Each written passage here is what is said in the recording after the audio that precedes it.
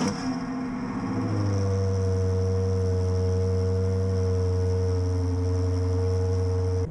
so now that we're on the road, I was going to get my taxes done today, but the place that I go to get my taxes done at normally is all booked up. I have to do that next week instead of this week. So here's what I'm thinking. I'm basically going to go out to town with you guys a little bit. I think first I'm going to go to the Dodge dealership, look around a little bit, see what they've got on their lot. Probably not much has changed. Let's go. Let's drive there, shall we?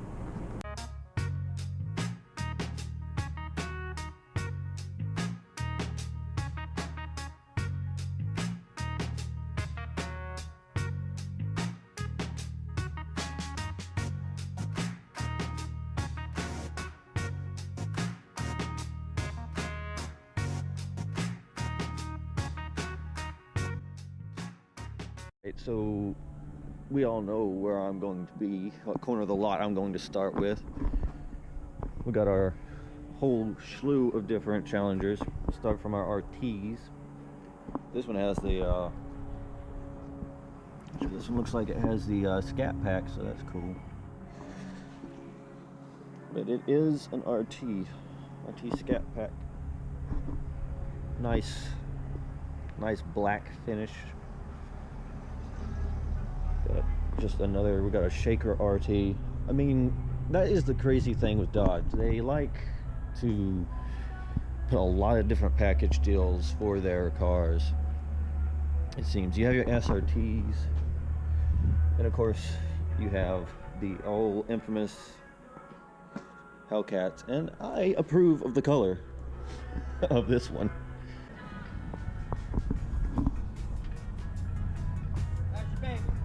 Oh, it's nice. It's still driving nice. Of all the places that I actually find a Ford Raptor, it would be the Dodge lot. I am not gonna lie, that is a very nice looking truck though. Let's go Viper, all that good shit. And we even got Monster. So obviously it runs off of Monster energy drinks. At this particular stretch of road, they call it Jake Alexander Boulevard. I prefer to call it Dealership Boulevard because pretty much this little stretch right here,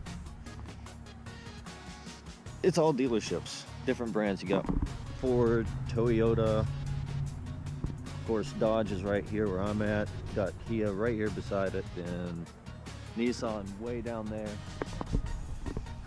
But hey, at least you don't have to go far from one to the other to pick your car of choice, so convenience factors there.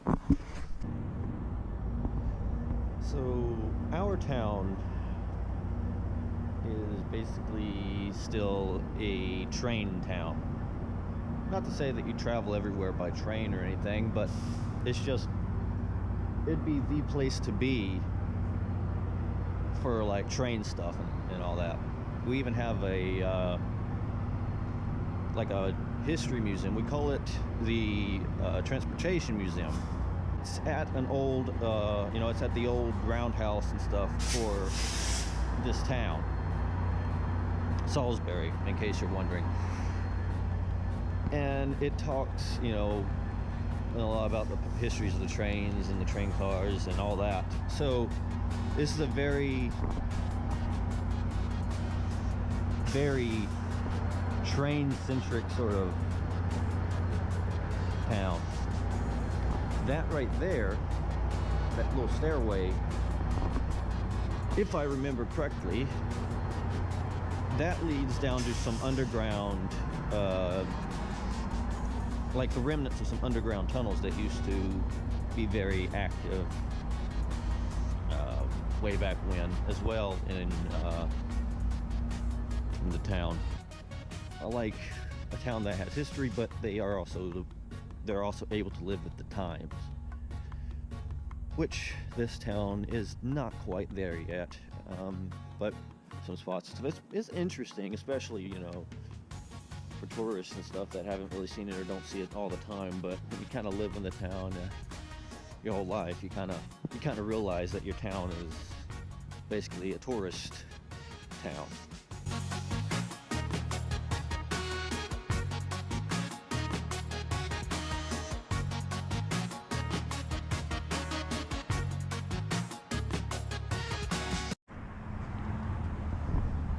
And now for what we consider a skyscraper in our town.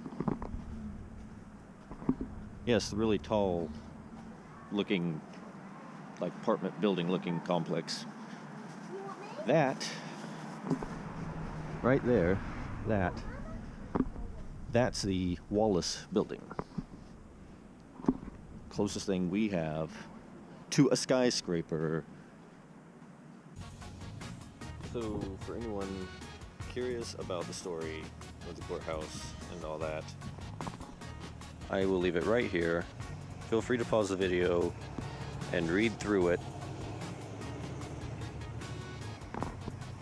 But that is basically the history right there that I was talking about. I'm pretty terrible at retention of things, so I couldn't really tell it, but there you go. That's the history. So I am coming up on a place, one of many, that I temped at when I was doing work through temp services. Right there. That place, that is the Salisbury Post. It is responsible for printing and distributing these papers, of course. What else would it be responsible for, right? Underground trafficking. It's not. But I worked there once with a buddy of mine who's now moved out of state. But I worked there like a day or two through a temp service. It gets interesting. The things that you have to do to make sure people get their newspapers distributed. It's a bit of organized chaos in a way. It was cold and rainy that day. Pleasant memories. More history. Just a little bit more. And some artwork.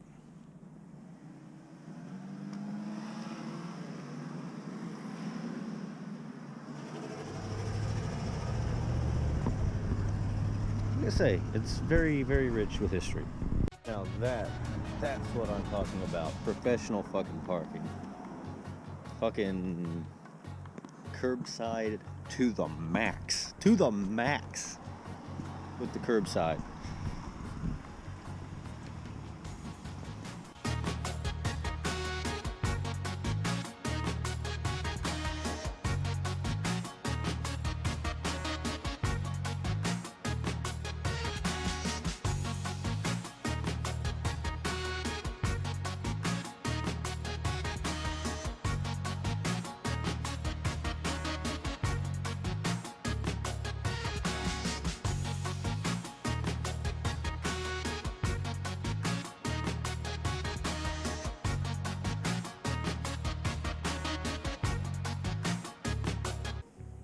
While I'm waiting for my hands to warm up, figured I'd do my outro right quick while I still have some battery life left on the GoPro. Especially if you're just like a tourist coming in to see some of the stuff. It can be very interesting to learn some of the histories, for sure. But when you've kind of seen it your whole life, like I have, then your opinion's a little bit different. Of course, I mean, I like trains and stuff because, well, again, I've grown up in this town, I've grown up around trains and stuff, so I kind of like, you know, trains and stuff like that. I think it's, you know, they're cool to look at and all, but I have never made a hobby out of it or anything, obviously. You know, later in the future, it could be 2018, 2019, 2099, 2100, You know, I mean, history brings you to where you are at the current, so you have to, in my mind, appreciate it for that. Yeah, that's my town, Salisbury, North Carolina. In a nutshell, there's a lot more than I showed in the video. Well, not the city itself. I mean, you can pretty much see it. That's pretty much the main square of the city that you saw. A little small, few blocks, but like the history and all that, there's so much more to it. If you would like, do feel free to look it up. I'll even drop a link in the description below for like history resources on Salisbury. So feel free to check those out. So feel free to subscribe if you're dropping in for the first time. And if you do like my content, give it a nice thumbs up. That helps out. And not to mention, ring that dang bell. That friggin' bell, ring it. That way you can turn on notifications for when I post more videos, if you are so inclined. I do have links to my Instagram and Twitter pages down in the description below as well, if you would like to follow me on there. I am at ZenOfficial on Twitter and Zen727 on Instagram. I know it's a little bit all over the place, not quite as organized as some, but I had the Twitter before I had the Instagram, and the Instagram is more recent when I started this particular vlog. So there's that. So yeah, just feel free to do all that, and I will see you all in the passenger seat with me next time. Alright, so my update that I was talking about. The rocks that I did in last week's entry are doing really fantastically. This mud spatter is probably from the other mud puddles and stuff out in the road, as you can see, are very present. They get full of water sometimes, and of course we have this, but that's all right. I can deal with that as long as it's not, you know, a big splash across the whole back end as soon as I get done cleaning the car every single day. I don't know how well you can see it on video, but you see all of this kind of dust and dirt and stuff. Now, some of that, of course, is from driving it around, obviously. Most of it, however, is not. Most of it I suspect to be pollen from these little bastards, which I appreciate what they do, but they also have brought me a new issue. You see it right there. That is a car cover that is actually meant to fit this car perfectly, and it does. Fantastic. Keeps form and shape perfect and does its job when you use it, unlike this stupid fucker who ordered it and just gets too lazy. But yeah, that's the update.